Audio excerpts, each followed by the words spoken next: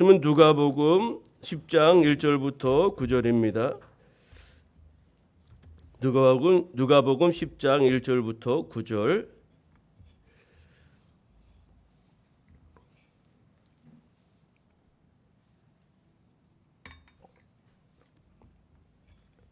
제가 말씀 봉독하겠습니다.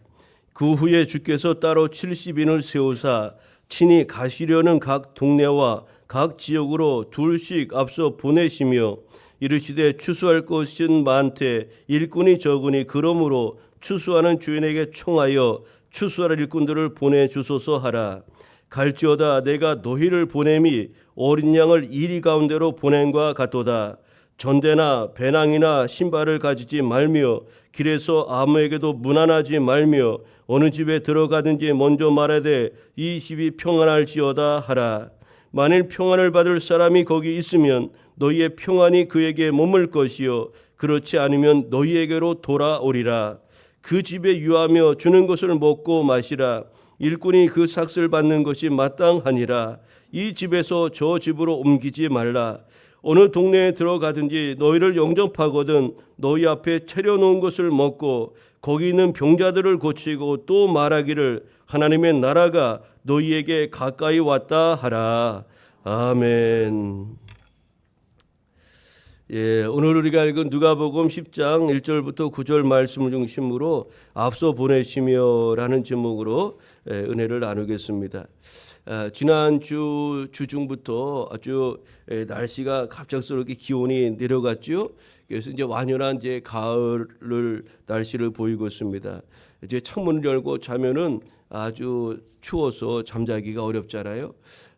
지지난 주까지만 해도 찬물 틀어 샤워하고 그랬는데 이제 찬물로 샤워하기가 참으로 어려운 그런 가을 계절이 온 것 같습니다. 이 풍성한 계절 가을 너무나 좋잖아요. 생활하기에 좋고 저는 개인적으로 가을을 너무나 좋아합니다. 얼마나 선선하고 좋습니까? 먹을 것도 많고 꽃도 많고 또 여행하기도 좋고 운동하기도 좋고 이 가을이 얼마나 좋은지 모릅니다. 이 결실의 계절 가을에 여러분 하나님 주신 그런 은혜를 더욱 사모하면서 이렇게 주님께로 더 가까이 나아가는 그런 은혜의 시간으로 삼으시기를 바랍니다.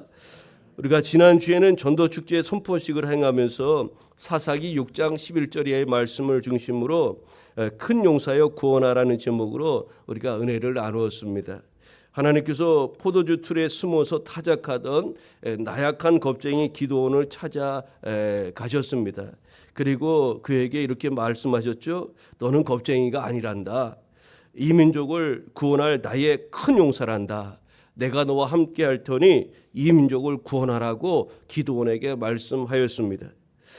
여러분 오늘도 주저하는 우리를 향해서도 주님은 기드온에게 말씀하신 것처럼 두려워하지 말라. 내가 너와 함께 할 것이란다. 가서 가족과 이웃과 이 나라 민족을 이 백성을 구원하라. 오늘 우리에게도 말씀하신다는 그런 주님의 음성으로 우리가 그 말씀을 받아야 하겠습니다. 우리가 신앙생활하면서 잊지 말고 반드시 기억해야 될 것 몇 가지가 있는데 첫째로는 하나님이 나를 사랑하신다는 사실입니다. 여러분 이것을 우리가 꼭 잊지 말고 기억해야 됩니다. 이것을 아는 것으로부터 우리의 믿음 생활, 신앙 생활은 시작되는 겁니다. 여러분 우리가 하나님이 우리를 사랑하신다는 것 이것을 알지 못하고 또 신앙 생활한다는 것은 아무런 그 핵심을 모르고 신앙 생활하는 것과 같습니다. 하나님께서 근데 우리를 사랑하시되 나를 사랑하시되 대충 사랑하는 것이 아니라 생명을 다해서 우리를 사랑하신다는 것 그것을 우리가 성경을 통해서 알 수가 있죠. 사람들은 사람 사랑할 때 적당히 사랑합니다. 그리고 뭐 너 없으면 못 살 것 같이 그러다가 살다가 또 이별하기도 하고 헤어지기도 하고 그러잖아요. 그런데 하나님의 사랑은 하나님과 우리 사이에 맺어진 이 사랑의 관계는 그 어떤 것 죽음조차 끊을 수 없다고 성경은 말씀하고 있습니다. 여러분 하나님이 우리를 사랑하신다는 이 사랑에 근거하여 우리의 신앙과 믿음은 지속되고 이루어져야 하는 것입니다. 하나님이 저와 여러분을 얼마나 사랑하시는지 요한복음 3장 16절을 통해서 이렇게 말씀하였습니다. 하나님이 세상을 이처럼 사랑하사, 이 세상이라는 이 말에 우리의 이름을 대입하면 너무나 정확합니다. 하나님이 저와 여러분을 엄청나게 사랑하사 독생자를 주셨다는 거예요. 이는 그를 믿는 자마다 멸망하지 않고 영생을 얻게 하려 하심이라. 우리를 사랑하신 이유는 예수님을 믿고 구원받아 영원한 생명과 또 하나님의 자녀로서의 그런 권세와 특권을 가지고 복된 삶을 누리게 하기 위함입니다.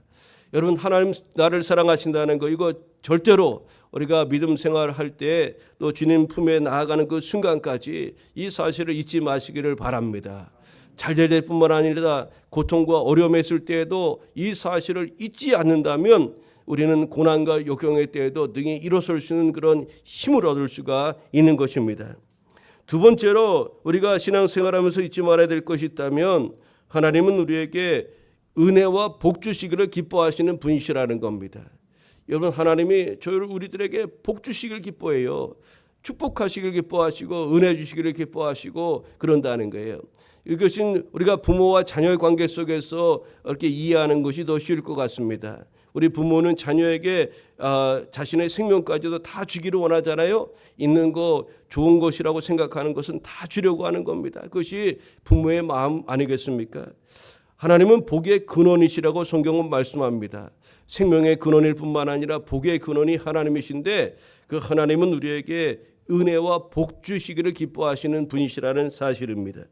특별히 어떤 이들에게 주님께서 특별하게 은혜와 복을 더 주시기를 사모하느냐 하면은 주의 일을 감당하는 자들, 다시 말해 사명자들에게 은혜와 복을 주시기를 기뻐하신다는 것입니다. 여러분, 전도자에게는 상급이 있어요. 하늘의 별과 같은 그런 빛나는 상급이 있음을 우리는 잊지 말아야 하겠어요. 여러분, 인생 최고의 축복이 있다면 그것이 무엇일까? 인생 최고의 축복은 우리가 하나님 앞에 쓰임받는 것, 그것이 정말로 가장 복된 복인 줄 믿습니다. 그래서 우리가 주의 몸된 전에 나와서 이렇게 중직으로, 재직으로, 또 목사로, 또 교사로, 성가대로, 찬양단으로 이렇게 저렇게 하나님 전에 쓰임 받는다는 것, 이것은 엄청난 은혜요 축복이 아닐 수가 없는 것입니다. 그런데 여러분, 주님의 일을 하는 데서 그 조건이 있다면 그것은 온전한 순종입니다. 우리가 주의 말씀 앞에 순종하며 나아갈 때 하나님은 그 순종하는 자를 사용하시면서 그에게 은혜와 복을 주시고 또 그를 통해서 하나님의 놀라운 일들을 지금도 이루어 가시는 줄로 믿습니다. 하나님이 순종하는 아브라함을 통해서 놀라운 일들을 행하셨고 또 순종하는 모세를 통해서 사도 바울을 통해서 또 다니엘과 다윗과 그의 수많은 믿음의 선진들을 통해서 하나님의 기적과 능력을 이제까지 베풀어 주신 것입니다. 특별히 우리 삶의 자리나 또 사역의 자리가 그 환경이나 조건이 더 좋지 않다면 더 큰 축복이 우리에게 임할 수 있다는 그런 사실이라는 것을 기대하면서 우리가 나아가야 한다는 거죠. 더 어려울수록 더 큰 상급과 또 은혜와 복이 있다는 거예요. 그러므로 여러분, 우리가 감당하기 어려운 거, 난 이것 때문에 못하겠다, 저것 때문에 못하겠다는 것이 아니라 오히려 내가 감당하기 어려운 일일 때 더 하나님께 기도하고 의지하면서 그 일을 감당해 나간다면 하나님께서 우리 가운데 역사하시고 마침내 하나님의 일하심과 또 그 영광을 우리는 보게 될 줄로 믿습니다. 오늘은 이제 누가복음 본문을 통해서 앞서 보내시며라는 이 제목으로 전도축제 2주차 은혜를 함께 나누고자 합니다. 여러분, 주님께서 예수님이 이 땅에 오신 목적을 성경은 곳곳에 밝히고 있는데요. 마가복음 10장 45절에 보면 예수님이 이 땅에 오신 목적을 섬기러 오셨다 그랬어요. 섬기러. 자신의 생명을 많은 사람의 대속물로 내어주시려고 오셨다고 말씀하였어요.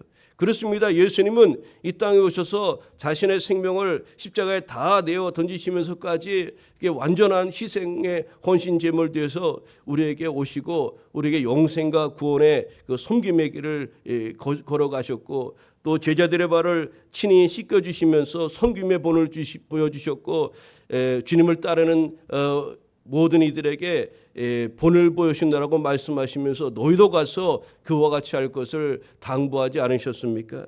이처럼 우리 주님이 이 땅에 오신 목적은 섬기기 위해서 오셨다고 말씀하셨습니다. 또 그뿐만 아니라 주님이 이 땅에 오신 목적을 마가복음 1장 38절 이하에서 살펴보자면 주님이 이 땅에 오신 목적은 또 다른 목적이 있는데 바로 주님의 복음을 전하기 위해서 오셨다는 거예요. 쉽게 말해서 우리가 사용하는 그런 단어로 표현하자면 전도하러 이 땅에 오셨다고 말씀하였다는 겁니다. 마가복음 1장은 38절 39절입니다. 이르시되 우리가 다른 가까운 마을들도 가자 거기서도 전도하리니 내가 이를 위하여 왔노라 하시고 이에 온 갈릴리에 다니시며 그들의 여러 회당에서 전도하시고 또 귀신들을 내쫓으시더라. 여러분, 예수님이 이 땅에 오신 목적을 성경을 통해서 밝히셨어요. 내가 전도하러 왔다는 거예요. 이 마을에서도 전도하고 저 마을에서도 전도하러 왔다는 거예요. 여러분, 이렇게 주님은 각 마을에 다니시면서 복음을 전파하셨고 예수님의 은혜의 복음을 증거하면서 그렇게 공생애를 보내셨죠. 여러분, 오늘 우리가 읽은 본문은 12제자 이외에 따로 주님께서 70명의 전도대를 파송하시면서 이제 그들에게 하신 말씀이 오늘 우리가 읽은 본문 마가복음 10장입니다. 주님이 이 전도자들에게 복음 전파자들에게 하신 말씀이 무엇이었습니까? 몇 가지가 있었는데 첫째로는 평안을 빌라는 것이었습니다. 너희가 가는 곳곳에 마을에 어떤 집에 들어가서 복음 전할 때 그 집에 평안을 빌라고 그렇게 말씀하였습니다. 여러분, 전도자 복음 들고 세상 가운데 나아가는 저와 여러분은 평안을 빌어주는 자가 되어야 되는 것입니다. 여러분, 우리가 만나는 사람들 그들에게 평안을 빌어주시기를 바랍니다. 하나님의 은혜와 평강이 임하기를 위해서 기도해 주시기를 바랍니다. 전도는 잘 되게 하는 겁니다. 여러분, 우리가 예수님 믿음으로 대한민국이 오늘 세계사의 큰 민족으로 이렇게 우뚝 서게 된 것 아닙니까? 제가 지난번에 터키, 그리스, 로마 그 바울 전도 여정을 따라서 성지순례를 다녀왔지만 그래서 뭐 그 유명한 이태리도 가보고 또 뭐 그리스도 가봤는데 여러분 뭐 별반 다를 것도 없어요. 우리나라가 뭐 그 나라 못지않고요. 물론 문화적인 그런 우월성 그런 거 로마가 이태리가 얼마나 자랑합니까? 그 시 로마시 전체가 다 세계 문화유산으로 지정돼 있고 그렇다 하지만 여러분 우리도 뭐 거기에 비길 만한 견줄 만한 것이 여러분 우리 대한민국도 얼마나 많이 있습니까? 세계사에 내세울 만한 그런 문화 문명 이런 것들이 얼마나 많이 있는지 모릅니다. 여러분, 이 땅이 대한민국이 오늘에 이르게 된 거 여러 가지 이유가 있겠지만 이 땅이 복음이 전파됨으로 말미암아 오늘 대한민국이 여기까지 이르는 것이 아니겠습니까? 여러분, 전도 대상자들이 우리가 전하는 그 복음을 듣고 그들에게 더 잘 되어지는 역사가 있어야 될 줄로 믿습니다. 여러분, 우리가 예수 믿어서 복 받은 것 아닙니까? 우리 예수 믿어서 잘 된 것 아닙니까? 여러분, 제가 우리 집이 저희도 불신자 집안이었는데 예수 안 믿었으면 지금 어떻게 되었을까? 아무리 생각해봐도 답이 안 나는 겁니다.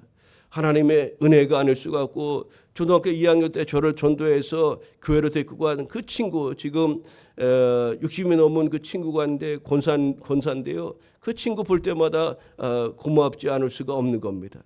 여러분, 우리 주님이 전도자에게 평안을 빌라고 말씀하셨습니다. 여러분이 전도 대상자들에게 평안을 빌어주시고 하나님의 은혜와 복이 그들에게 임하기를 여러분 축복해 주시기를 바랍니다. 주님께서 전도자들에게 또 뭐하라고 말씀하셨습니까? 아무것도 가지지 말라고 그렇게 말씀하였습니다. 주님은 전대나 배낭이나 신발조차 갖고 가지 말 것을 말씀하였어요. 여러분, 왜 그랬을까요? 왜 이런 거 가져가지 말라고 말씀하는 걸까요? 전도는 하나님이 하시는 것이기 때문에 그렇습니다. 우리가 이게 전대 돈주머니 차고 배낭 지고 신발 이렇게 막 준비해서 그렇게 전도하러 가는 것이 아니라 넌 가라는 겁니다. 가면 내가 책임져 주겠다는 것 아닙니까? 여러분, 전도는 하나님이 나를 쓰시겠다는 것 아니겠습니까? 하나님이 나와 함께 하시겠다는 그런 의지요. 하나님께서 전도자인 저와 여러분을 도와주겠다는 그런 의미가 아니겠습니까? 또한 필요한 때 필요한 것을 시시때때로 공급해 주시겠다는 그런 메시지가 아니겠습니까? 쉽게 말해서 하나님이 우리 인생에 대책이 되어 주시겠다고 약속하시는 것이 아니겠습니까? 하나님께서 전도자의 삶을 책임져 주시고 하나님이 그에게 복을 주시겠다는 그런 약속 아니겠습니까? 그러므로 전도자는 전적으로 주님만 의지하면서 그렇게 믿음으로 나아가야 되는 줄 믿습니다. 우리가 전도해야 되는데 못 얻고 못 부족하고, 여러분 그렇게 하는 것이 아니라 오늘 본문의 말씀에 주님께서 아무것도 가지 말고 전대 배낭 신발 이런 거 챙기지 말고 그냥 가라, 내가 너와 함께 하겠다, 이렇게 전도자들에게 말씀하는 것 아닙니까? 여러분 오늘 그렇게 우리가 믿음으로 순종하며 나갈 때 하나님이 우리를 통해서 일하시고 모든 영광을 하나님이 받으시는 겁니다. 만약에 내 힘과 능력으로 행하면 우리는 이렇게 말할 겁니다. 내 지혜와 내 능력으로 이 일을 행하였습니다. 우리는 능히 그러고도 남을 사람 아닙니까? 그런데 하나님이 아무것도 가지 말고 모든 조건 부족한 대로 가라는 겁니다. 그리고 나서 그 열매가 맺혀질 때 우리는 그렇게 고백할 수밖에 없지 않습니까? 하나님이 하셨습니다. 하나님이 하셨습니다. 그렇게 고백할 수밖에 없는 것입니다. 또 주님이 뭐라고 말씀하셨습니까? 너희를 어린 양을 이리 가운데 보낸 것 같다고 우리 주님께서 이렇게 3절에 말씀하죠. 어린 양을 이리 가운데 보낸 것 같다. 여러분 양과 이리는 양을 잡아먹는 것 아닙니까? 그러니까 우리 전도의 현장이 쉽지 않다는 겁니다. 녹록지 않다는 것을 의미하는 것 아니겠어요? 우리가 전도할 때 어려움도 있고요, 고난도 따르게 된다는 겁니다. 우리가 전도해봐서 알겠지만 이렇게 노방전도 하다 보면 욕을 얻어먹기도 하고 노남이들하고 이야기하고 별의별 소리 다 듣지 않습니까? 여러분 이런 이 고난과 역경이 우리 전도자의 앞길에 있다는 거예요. 그럼에도 불구하고 그것을 감내하면서 전도자의 사명을 감당하라는 그런 말씀 아니겠습니까? 오늘 길을 가다가 무난하는 등 시간 낭비하지 말고 전도에 집중하고 전념하라고 우리 주님께서 오늘 이어지는 3절 후반절에 말씀하고 있지 않습니까? 여러분 그렇습니다. 오늘 우리가 전도하는 거 쉬운 일은 아니에요. 그러나 분명한 것은 하나님 우리에게 원하시는 것이고, 또 우리가 그곳에 믿음으로 나아갈 때 하나님께서 일하시고 또 주님이 함께 하심으로 놀라운 역사를 나타내시겠다는 그런 약속이기도 한 것입니다. 오늘 이제 우리가 포커스를 맞추려고 하는 것은 마지막 4번째인데, 오늘 주님이 어떻게 하셨냐면은 주님이 친히 가시려는 곳에 먼저 전도자를 어제 보내셨다는 사실이에요. 우리 1절 말씀 같이 한번 읽어볼까요? 그 후에 우리 10장 1절 읽겠습니다. 그 후에 시작. 그 후에 주께서 따로 70인을 세우사 친히 가시려는 각 동네와 각 지역으로 둘씩 앞서 보내시며. 아멘. 여러분 주님께서 친히 가시려는 곳에 먼저 둘씩 앞서 제자들을 보내셨다고 말씀하고 있어요. 여러분 예수님이 친히 가시려는 각 동네와 각 지역으로 먼저 전도대를 파송하셨다는 것을 우리는 주목해야 합니다. 주님이 일하시지만 먼저 주의 복음을 전해야 되는 사명자가 있어야 한다는 것을 오늘 본문 우리에게 가르쳐 주는 것 아닙니까? 여러분 전도자들이 나아가서 먼저 그 주님 가시는 앞길을 연 겁니다. 주의 복음을 증거할 때 예수님이 오셔서 그 가운데 놀라운 일들을 행하시고 친히 그들을 구원의 길로 또 영생의 길로 이끌어 가신 것 아닙니까? 여러분 전도대가 앞서 나갔을 때 그 일을 행할 때 성령께서 또 역사하셔서 놀라운 것은 전도의 결실도 맺게 해주시는 것 아닙니까?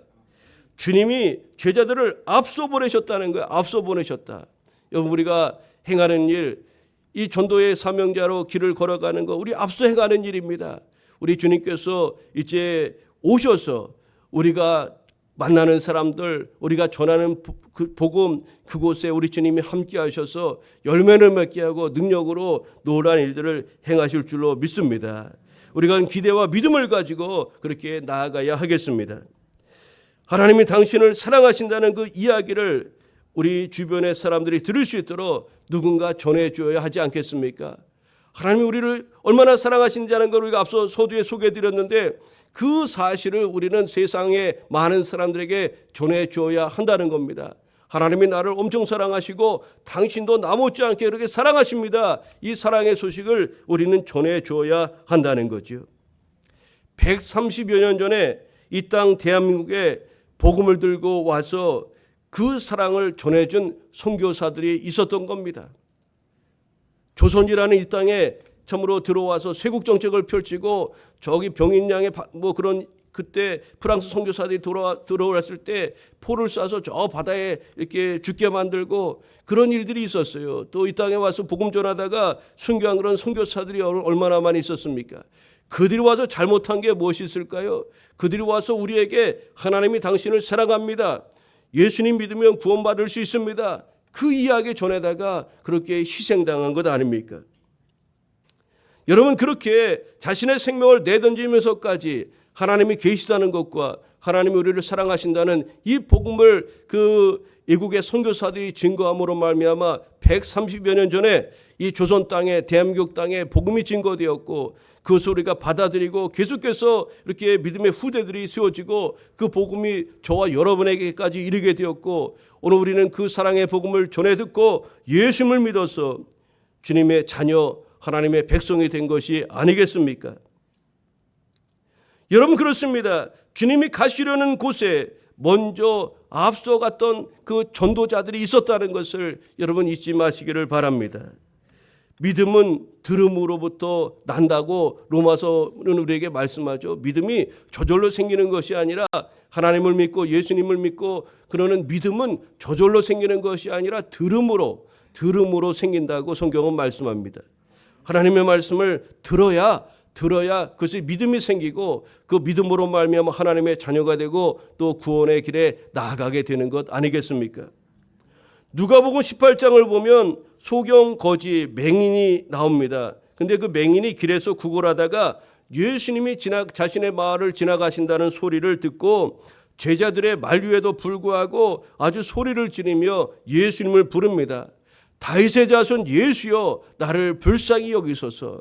사람들이 아주 이놈아 조용해라고 막 야단치죠. 그러니까 그가 더욱 크게 소리 높여 외칩니다. 다윗의 자손 예수여 나를 불쌍히 여기소서. 그렇게 예수님을 부릅니다. 결국 예수님은 지나가던 발걸음을 멈추고 그 소경을 부르죠. 그 소경을 만나줍니다. 그리고 그 소경은 주님 만나고 자신의 연약함이 치유됩니다. 그 맹인, 그 보지 못하는 것이 고침을 받고 그런 보는 놀라운 기적의 역사가 일어났던 겁니다. 여러분, 이 소경이 어떻게 예수님을 부를 수 있었을까요? 그가 예수님 생전 만나보지 못했던 그 예수님을 어떻게 부를 수가 있었습니까? 그가 눈으로는 예수님을 보지 못하였지만 누군가로부터 예수님에 대한 그런 이야기들을 들었던 것 아니겠습니까? 그러니까 오늘 예수님 지나간다는 소식을 듣고 그냥 지나가는 방향을 향해서 사람들 웅성웅성거리는 그것을 향해서 예수님의 이름을 부르며 나를 불쌍히 해달라고 이렇게 구하였던 것 아니겠습니까? 그런 예수님에 대해서 복음에 대해서 또 예수께서 병든 자를 치료하신 그런 일에 대해서 누군가로부터 들었던 것이 아니겠습니까? 그에게 복음을 전해준 누군가가 있었기 때문에 그는 훗날 예수님을 만나 인생의 문제가 해결되는 그런 축복의 주인공이 될 수가 있었던 것입니다. 여러분, 이처럼 믿음은 들음으로부터 나는 것입니다. 누군가가 전해준 그 복음, 누군가가 전해준 예수 그리스도, 누군가가 전해준 그런 예수님이 어떤 분이시라는 그 이야기, 그런 것을 들음으로 말미암아 믿음이 생기고 나도 저분을 만나고 싶다, 저분을 믿고 싶다, 이런 믿음이 생기기 시작하는 것이고 그러함으로 그런 과정 속에서 예수님을 만나고 그 은혜의 자리에 서게 되는 것 아니겠습니까? 여러분, 오늘 내가 먼저 가서 전하는 이 복음이 한 영혼을 새롭게 만들 수 있다는 이 사실을 우리는 잊지 말아야 하겠습니다. 마가복음 25장 이하에도 또 오늘 소경과 같은 그런 사례, 비슷한 사례가 소개되고 있는데 12해 혈루증 걸린 여인의 이야기가 나옵니다. 우리 지난번에 우리 오산 지방의 연합부흥성회 때도 이 12해 혈루증 걸린 이야기를 가지고 우리 최규환 강사 목사님이 며칠 동안 아주 많은 은혜를 우리에게 같이 나누지 않았습니까?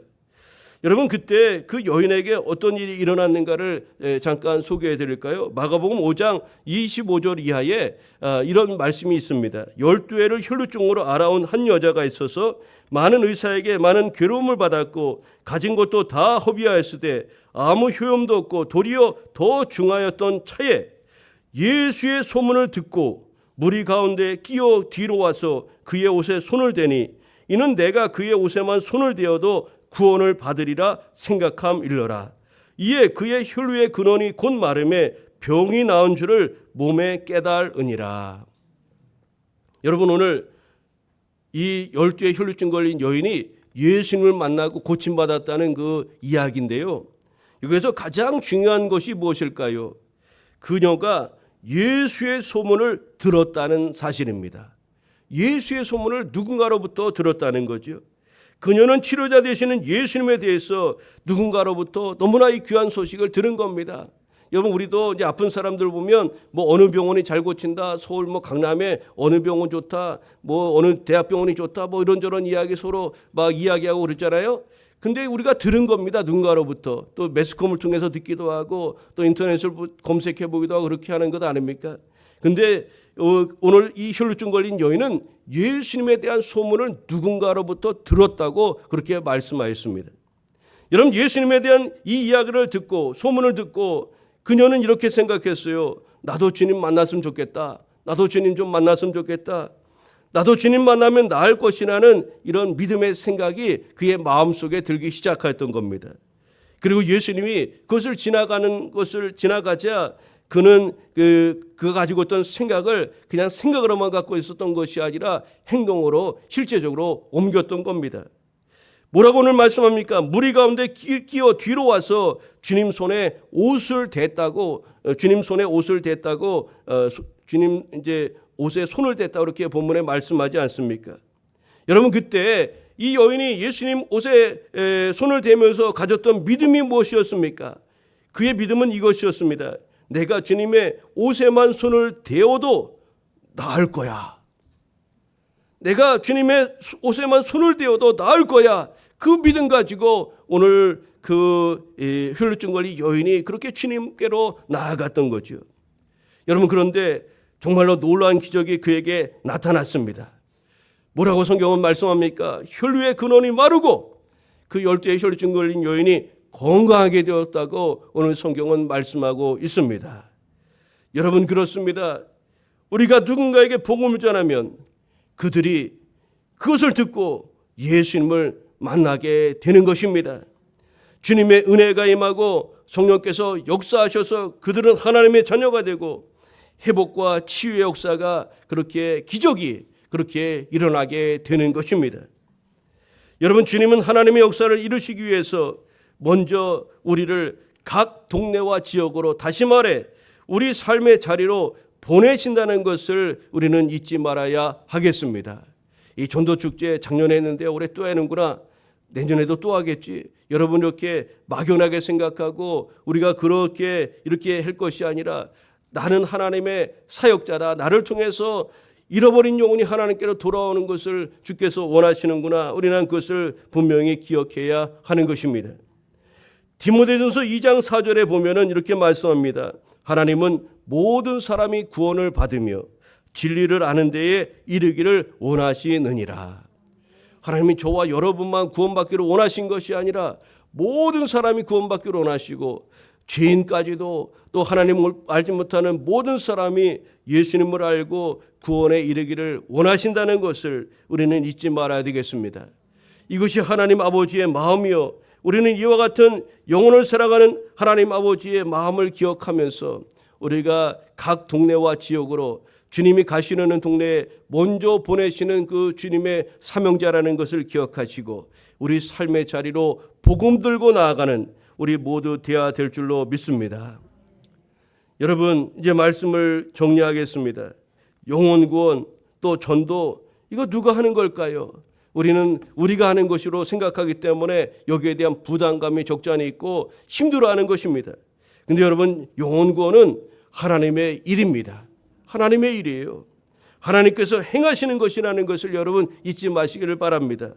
우리는 그 일에 신부름꾼 역할을 할 뿐임을 잊지 말아야 하겠습니다.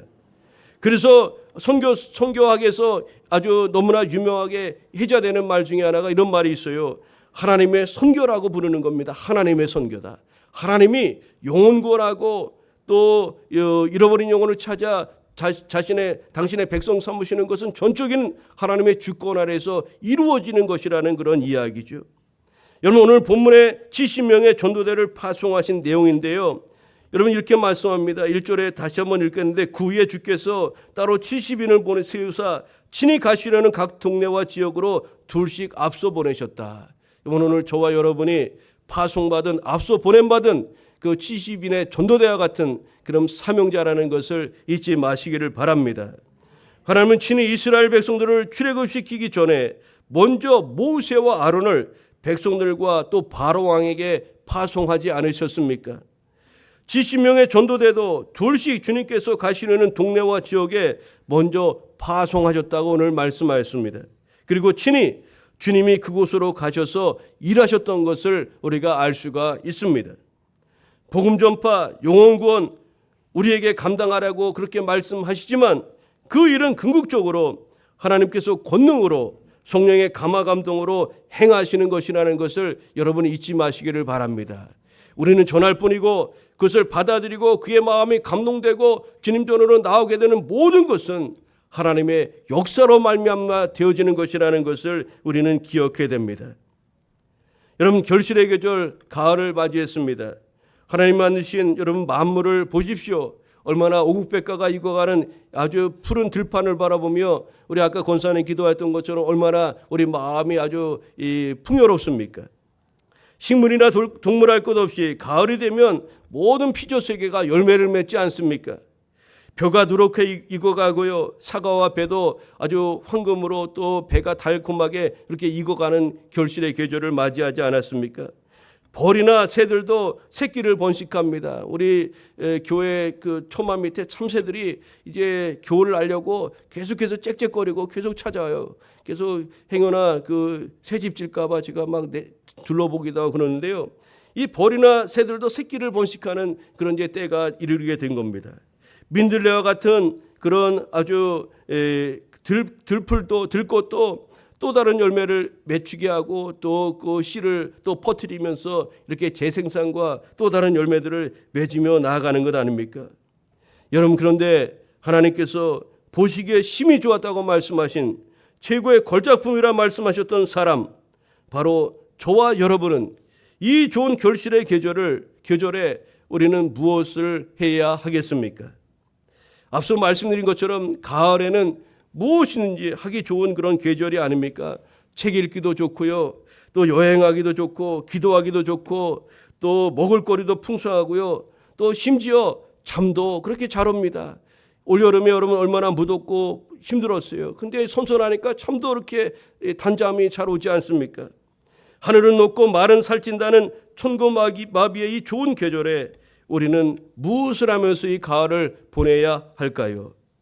물론 산으로 들러 나가는 것도 좋고 다른 일로 분주한 것도 좋겠지만 하나님이 기뻐하시는 영혼 구원, 또 주님께서 가시려는 곳에 앞서 나아가는 그런 전도자의 그런 사명을 걸어가는 것은 어떻겠습니까? 죄인 한 사람이 회개하고 돌아와 새로운 생명을 누리게 되었을 때 천국에서 환호성이 울리고 큰 잔치가 벌어지는 것입니다. 내가 구원받았을 때, 내가 예수님 믿었을 때 우리 주님이 얼마나 기뻐하시는지 아십니까? 여러분이 예수님 믿었을 때 우리 주님께서 얼마나 기뻐하시는지 아십니까? 다른 사람이 구원받았을 때도 우리 주님이 그렇게 기뻐하시고 천국 잔치가 펼쳐진 것입니다. 영혼 구원은 하나님 아버지의 마음을 기쁘시게 해드리는 그런 놀라운 일이 아닐 수가 없는 것입니다. 믿지 않은 우리 가족들 또 이웃들의 주님을 믿고 진리 안에서 주님이 주신 그런 영적 풍성함뿐만 아니라 또 내세의 그런 영생과 또 현세의 축복을 누릴 수 있도록 우리가 도와줘야 하지 않겠습니까? 여러분, 이 결실의 계절 가을, 우리는 순수한 마음으로 주님이 기뻐하시는 이 일에 힘쓰며 나아가는 교우 여러분 되시기를 바랍니다. 여러분, 전도가 우리의 자랑이 되지 않도록 해야 할 것입니다. 하나님이 하셨습니다. 하나님이 나를 통해서 이렇게 놀라운 일들을 행하셨습니다. 모든 영광 주님 받으시옵소서. 우리는 과정도 오직 주께 영광, 결과도 주님께 영광 돌리며 나아가야 될 줄로 믿습니다. 우리 주 예수께서 자신을 십자가에 내던져 죽기까지 사랑하셨던 그 영혼, 하나님이 기뻐하신 일을 하는 것, 우리는 그것을 마땅히 해야 될 일로 여기면서 또 순수하게 또 기쁘게 이 사역을 감당하는 우리 택함받은 교회 모든 교회 여러분 되시기를 우리 주님의 이름으로 축복합니다. 기도하겠습니다. 사랑의 하나님 감사합니다. 오늘 70인의 전도대를 파송하시면서 둘씩 짝지어 보내시면서 우리 주님이 가시려는 각 지역과 동네에 제자들을 앞서 보내셨다고 말씀하였습니다. 그리고 주님이 이제 오셔서 복음을 전하시고 그 지역의 영혼들을 구원하신 것 우리 성경을 통해서 또 깨닫습니다. 하나님 아버지, 오늘 전도 지역으로 우리를 파송하시고 보내신다는 것을 우리가 기억하게 하여 주옵소서. 이 전도 하나님의 선교요 하나님의 영혼 구원임을 우리가 분명히 기억하게 하시고 우리는 다만 하나님 앞에 신부는꾼으로 일꾼으로 쓰임받는다는 것을 기억하게 하시고 우리는 앞서 그 주님 앞길을 예비하는 그런 세례 요한 같은 그런 사명자의 길을 묵묵히 걸어가게 하여 주옵소서. 하나님, 우리 가족 구원받아야 될 줄로 믿습니다. 우리 이웃들 구원받아야 됩니다. 이 나라 민족 수원 이 아버지 오산 이 세교동 양산동 일대 우리 택함받은 교회 이전하여 새로운 성전 건축을 하게 하시고 오늘까지 이르게 하신 것 하나님의 특별하신 계획과 경륜이 있기에 이렇게 하신 줄 믿습니다. 이 도성에 이 지역에 구원받아야 될 하나님의 백성이 많기에 우리 택함받은 교회를 이곳에 이전하여 건축하게 하신 줄 믿사오니 주 하나님, 우리 교회가 이 영혼을 살리고 이 지역을 살리고 많은 영혼들을 주님께로 돌아오게 하는 그 시대적 사명과 역할을 감당하는 그런 교회와 성도가 되게 하여 주옵소서. 주의 사명을 감당하는 이들에게 하나님께서 감당할 수 있는 능력과 은혜와 복을 주신다는 것을 우리가 기억하고 믿고 나아가게 하여 주옵시고 세상 끝날까지 우리와 함께 하시겠다고 약속하신 그 약속의 주님의 말씀을 힘입고 담대함으로 나아가 하나님의 일하심을 보는 주의 백성 우리 모두 되게 하여 주옵소서. 감사드리오며 예수님의 이름으로 기도하옵나이다. 아멘.